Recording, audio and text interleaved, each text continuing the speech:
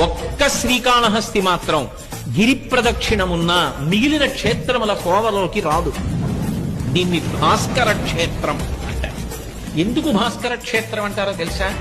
మనందరం పితృదేవతలు ఉత్తీర్ణులు కావాలన్నా, దేవతానుగ్రహం కలగాలన్నా, లోకములు శాంతి పొందాలన్నా, గ్రహములు శాంతి పొందాలన్నా పరమ ప్రమాణంగా ఏ కాలాన్ని తీసుకుంటామంటే సూర్యుడు ఉత్తరాయణంలో ప్రవేశించినటువంటి కాలాన్ని ఉత్తరాయణ పుణ్యకాలమని పిలిచి, ఉత్తరాయణ పుణ్యకాలంలో దానాలు పూజలు అవి విశేషంగా చేస్తారు.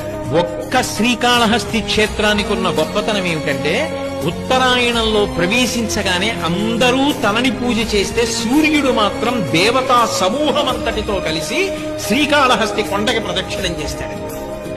అలా ఎక్కడైనా సూర్యుడు ప్రదక్షిణం చేస్తే పర్వంలో దాన్ని భాస్కర క్షేత్రం అంటారు. అటువంటి చోట దానికి చాలా పద్ధతులు చెప్తారు పెద్దలు. ఒక్క శ్రీకాళహస్తి విషయంలోనే ఆ పద్ధతులన్నీ చెప్తారు. అలాంటి పద్ధతిలో ప్రదక్షిణాలు కాని చెయ్యగలిగితే అటువంటి వాడు జన్మ రాహిత్యానికి కూడా వెళ్ళిపోతాడు. అంత గొప్ప క్షేత్రం శ్రీకాళహస్తి క్షేత్రం.